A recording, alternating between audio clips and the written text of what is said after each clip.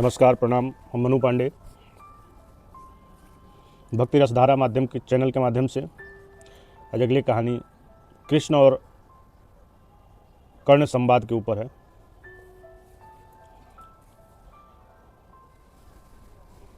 महाभारत में जब अर्जुन के सामने कर्ण की हार हुई तो टूटे हुए रथ के पास खड़े होकर, धूल और खून से लथपथ होकर, थकान में टूटकर और आंखों में पीड़ा लेकर उससे भगवान श्री कृष्ण से पूछता है। कौन पूछता है? कर्ण पूछता है कि भगवान, मेरा क्या कसूर था? क्या कसूर था मेरा माधव? मैंने क्या बिगाड़ा था? इस पूरी संरचना में मेरा एक ऐसा कसूर बताइए जो मेरे खिलाफ है। यह एक ऐसा सवाल था जो कि व्यक्ति का एक व्यक्तिगत सवाल नहीं था। मानो हजारों जन्मों का दर्द लिए कोई व्यक्ति खड़ा है और अपने उस सवाल को पूछ रहा है।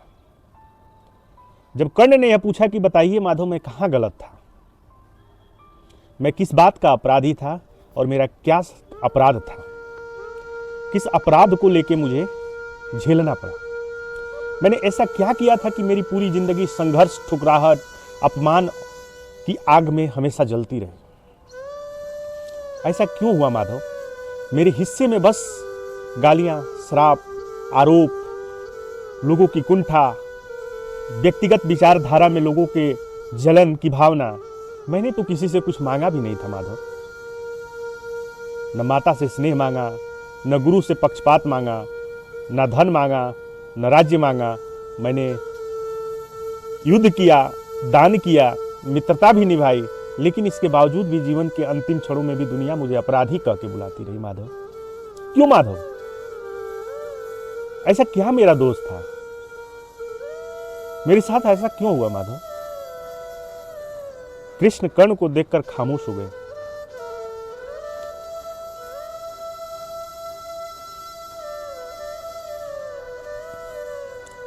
कृष्ण ने जब उस व्यक्ति को देखा और उसके व्यक्तिगत सवालों से जब परिचित हुए तो भगवान कृष्ण उस कर्ण के अंदर का जो व्यक्तित्व था उसको देखकर, जो बाहर से तो कठोर था लेकिन प्रतीत हो रहा था कि भीतर से कई टुकड़ों में बिखरा हुआ है, कृष्ण ने बरसों से कर्ण को देखा था। उसकी महत्वाकांक्षा, उसकी पीड़ा, उसका संघर्ष, उसका मुख, उसका गुस्सा, उसकी उदारता, एक ऐसा मिश्रण जो उसके मनुष्य को असाधारण भी बनाता है और दुखद भी बनाता है। कृष्ण जानते थे कि यह सवाल केवल एक शब्द नहीं है, यह सवाल केवल हर एक व्यक्ति के नहीं है, यह उस व्यक्ति का है जिसने जीवन भर अपमान की आग में जलता रहा। समाज ने उसको हमेशा ठुकराया। यह किसी थके हुए योद्धा की आखिरी चीख है। यह एक ऐसी चीख है माधव जो शायद देवताओं तक भी न पहुंची थी। उसे शांत स्वर में कहा कि कर्ण, तुम्हारा दोष नहीं था, पर चुनाव तुम्हारे हाथ में थे। कृष्ण ने कहा, शांत स्वर में कहा है, बहुत धीमे स्वर में बोला कि कर्ण, तुम्हारा दोष कुछ भी नहीं था। तुम जो मन में कुंठा लिए घूम फिर रहे हो वो दोष नहीं था, पर तुमने जो चुनाव किया था वो गलत था। चुनाव तो तुम्हारे हाथ में थे। मनुष्य अपने चुनावों से ही अपनी कहानी लिखता है।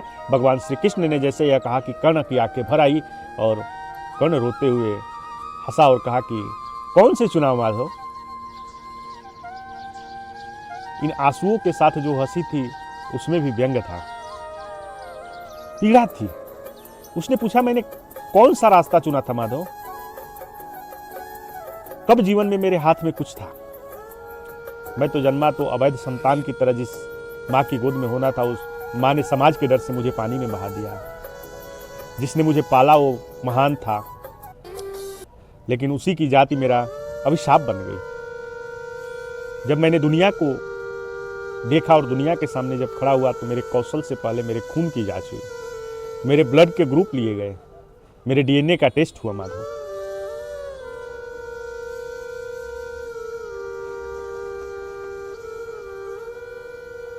मैं राजसी था पर रथ चलाने वाला कहलाया। मैं क्षत्रिय था, क्षत्रिय का पुत्र था पर सूत पुत्र कहा। समाज ने मुझे सूत पुत्र का बेटा बना दिया। जब मैं सीखना चाहता था, बढ़ना चाहता था, तो लोग मेरे जन्म पर ताला लगा देते थे। जब मैं युद्ध में आया तो इंद्र ने मुझसे कुंडल और कवच मांग लिया। अर्जुन,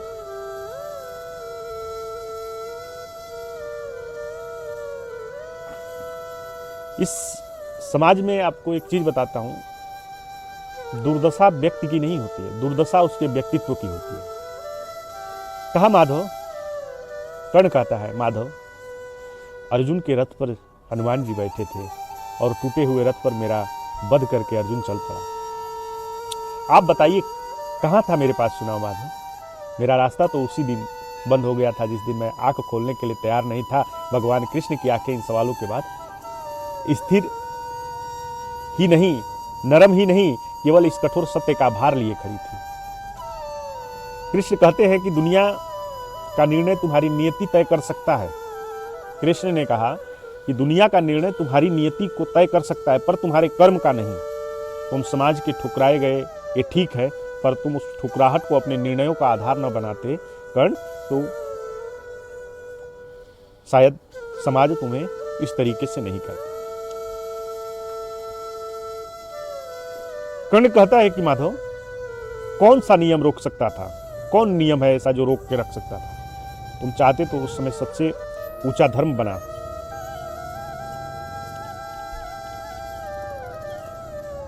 उस धर्म के नियति में सबसे ऊपर रख सकते थे, पर तुमने क्या चुना? तुमने दुर्योधन को चुना।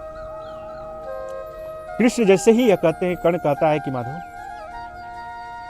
मैंने दुर्योधन को चुना, अपने से नहीं माधव। मैंने नहीं दुर्योधन को चुना, वो एकमात्र था जिसने मेरे जन्म से परे देखा। उसने कहा कि मैं राजा से कम नहीं हूं। उसने मुझे वह दिया, दुनिया ने छीन लिया था, सम्मान।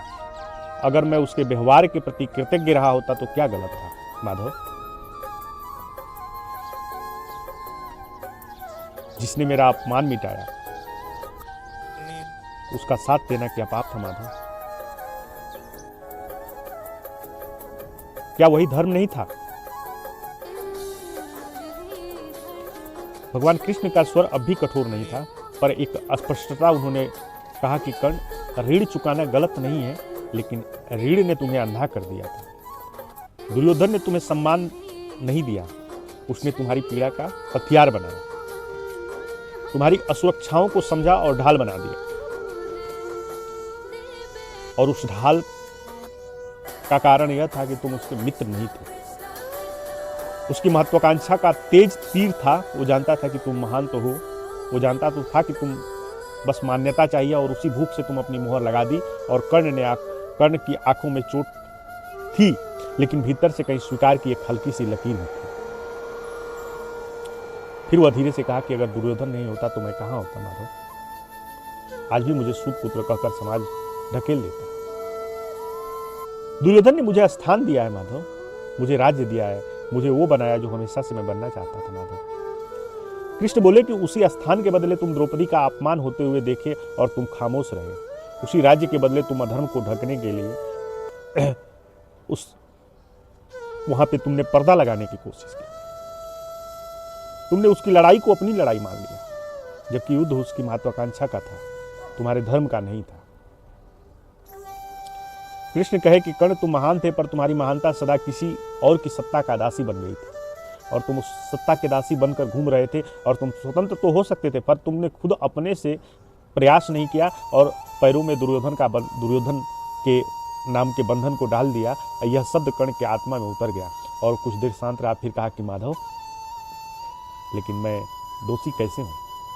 मेरे दोष का कारण तो बताइए। मेरा जन्म मेरा अपराध था क्या? क्या मां का त्याग मेरा पाप था? क्या गुरुओं की उपेक्षा मेरी गलती थी? क्या अर्जुन को मिला आशीर्वाद और मुझे मिला श्राप किसी कर्म का फल था? मेरा कवच कुंडल छीन जाना मेरी गलती थी? और आप कहते हैं चुनाव। इन सब में कहां चुनाव था?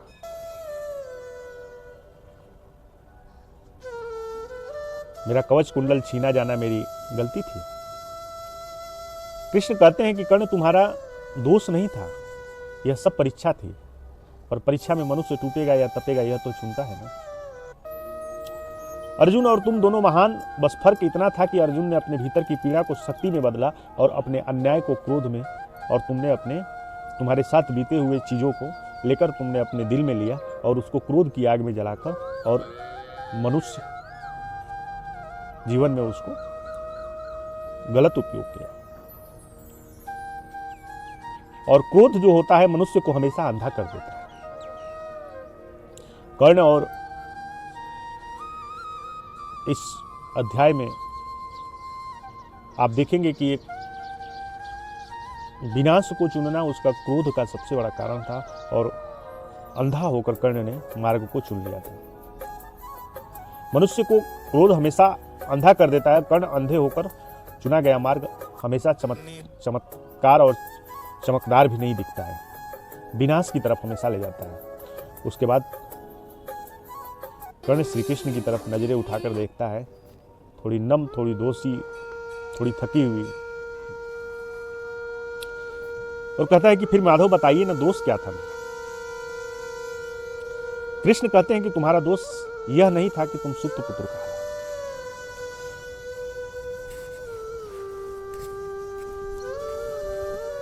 दोष यह था कि तुमने उपाधि को अपने स्वाभिमान से बड़ा बना लिया था।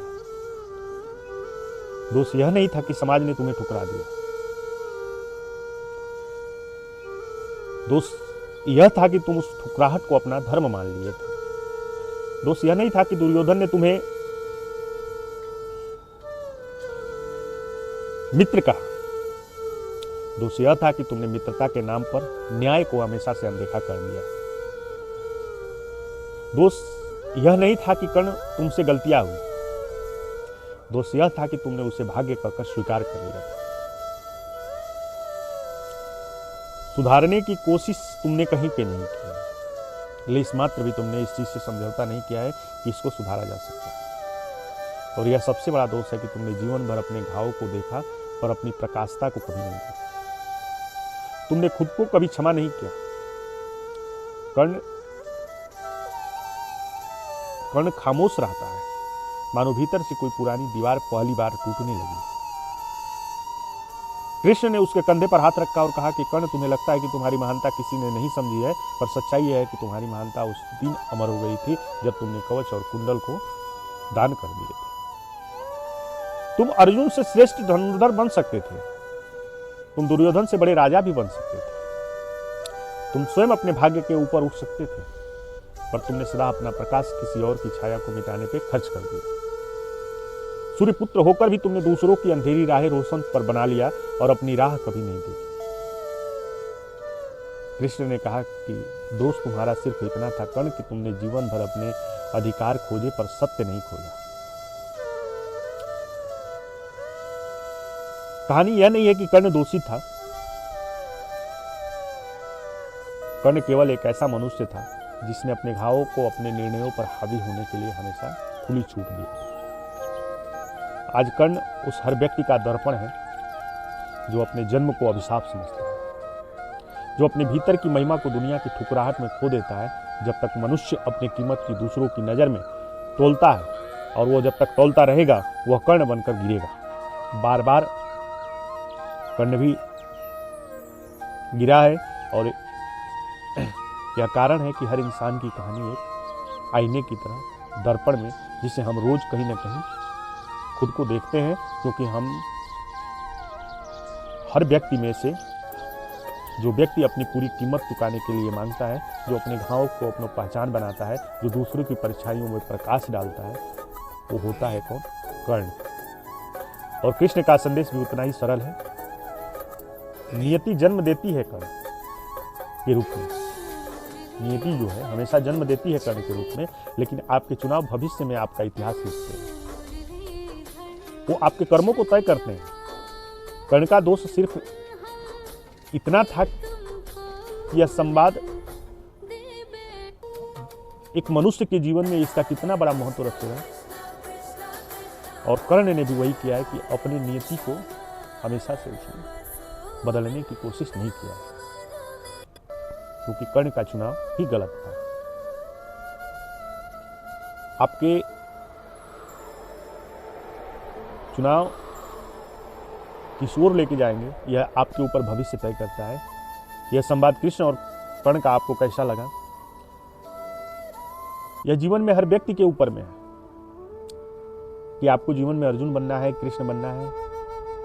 यह तय आपको करना है, समाज को नहीं तय करना है। यह समाज हमेशा सबको तय करता है। आपके ऊपर थोड़ी सी बात बीतती है और समाज आके आके आपके ऊपर कहता है कि आपके साथ कर्ण जैसी अत्याचार हुआ है। अत्याचार किसी के हिस्से का भोजन नहीं है, उसके कर्मों का फल है। और कर्ण का दोष सिर्फ इतना ही था। आपके चुनाव आपके भविष्य में इतिहास लिखते हैं, और कर्ण ने उस चुनाव का अलग तरीके से उपयोग किया था। यह संवाद कृष्ण और कर्ण का आपको कैसा लगा, इससे क्या आपके जीवन में सीखते हैं, आप कमेंट सेक्शन में बताइएगा। और भक्ति रसधारा माध्यम चैनल से आप जुड़िएगा, इस मुहिम का हिस्सा बनिएगा, हमारे परिवार को बड़ा कीजिएगा। कोई और किस्सा, कोई और कहानी, कोई और संवाद सुनना होगा तो आप बताइएगा, वो भी हम आप तक पहुंचाने की कोशिश करेंगे। फिलहाल जय श्री कृष्णा।